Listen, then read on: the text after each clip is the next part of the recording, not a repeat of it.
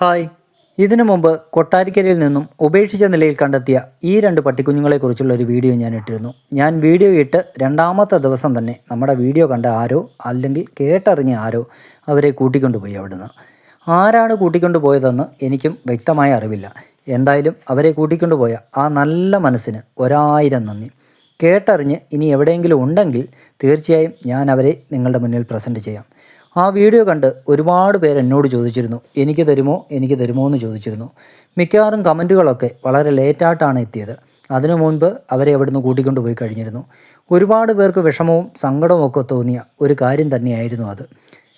നിങ്ങളുടെ ഓരോരുത്തരുടെയും കമൻറ്റ് വായിച്ചപ്പോൾ തന്നെ എൻ്റെ കണ്ണ് നിറഞ്ഞു പോയിരുന്നു. എൻ്റെ നിലവിലെ സാഹചര്യത്തിൽ എനിക്കും അവരെ വീട്ടിലേക്ക് കൂട്ടിക്കൊണ്ടു പോകാൻ കഴിയാത്തൊരു സാഹചര്യമായിരുന്നു.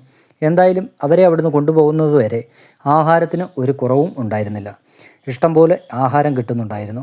കയറിക്കിടക്കാൻ ചെറിയൊരു വെയിറ്റിംഗ് ഷെഡും അവിടെ ഉണ്ടായിരുന്നു.